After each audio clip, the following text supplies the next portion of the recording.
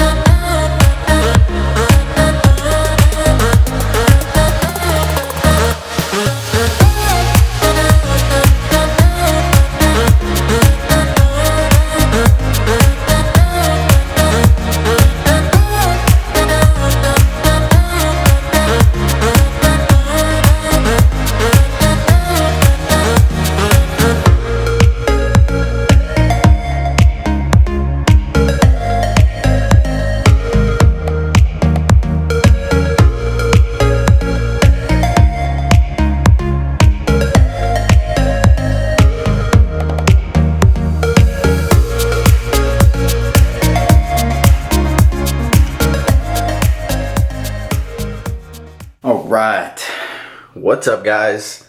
So, about 7 pounds down. You know, even when I'm not flexing, the abs are starting to show.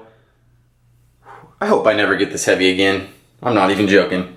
I really hope I don't. I'm gonna try and stay below, 195 at all times. Today, I'm gonna go buy a car. Hopefully, maybe, we'll see.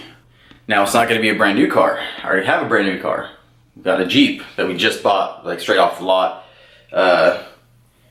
like brand new. But I have to get a car for my new job.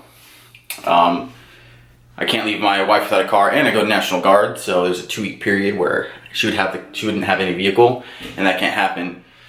So I'm going to head over all the way to Scottsdale, Arizona, which is about a 30-minute drive. Look at some used cars. My budget's tight, but it's just an A to B car, so I'm gonna deal with what I got. And I was thinking about leasing a car, but decided not to, and let me tell you guys why.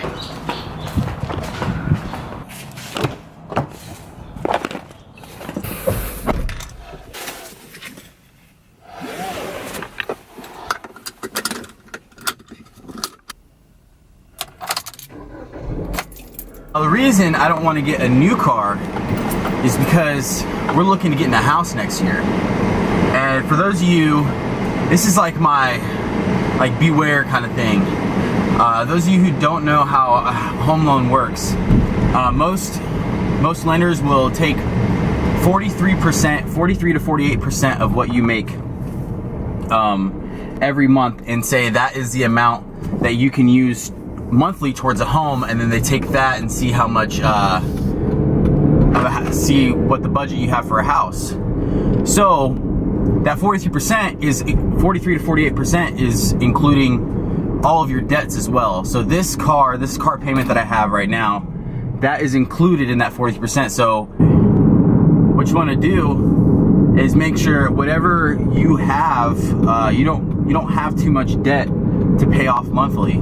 So I don't want to get another car and take my monthly amount I can pay towards a home down, another $250, $300, or even leasing another $200. So the goal is to make sure I don't add any more debt and I'll take this debt down. So pay off this car as much as I can, refinance, so it's less monthly. So the bank can say, okay, you can afford X amount towards your monthly home or monthly cost for a home. All right, so did not find a car. The car that I wanted, that I originally went there for, there was literally someone right there, right before I got there, that put a deposit hold on that car. So it's unfortunate. And then the only other car that I was looking at, remind you, these are low budget used cars. This car wasn't, you can't really pick on the color. But the AC didn't work, and I live in Arizona. You have to have working AC. with you. You can't destroy yourself like that. You're gonna have a bad time. So, you know, they said, hey, we can get it fixed, this, that, and the other. But I know once the AC goes out, you just end up having tremendous problems with it from there on out. It starts going out again and again and again, and then that's going to be on my dime. And that's something. If I get in a car that has really good working AC, then I don't have to worry about the fact that it's probably going to go out really soon again. I mean, you never really know with used cars, but if it doesn't suit you, don't get it. Okay? And then if they can't work with you on what your needs are for like the price and everything, you know, when it comes to that, then, you know, try another day, find another time. Just don't feel obligated to purchase a car just because you're worried about how you look or you're worried about the other person's feelings. Alright guys, I will see you in the next little clip. Okay, and we're gonna talk about fitness because this is also a fitness channel.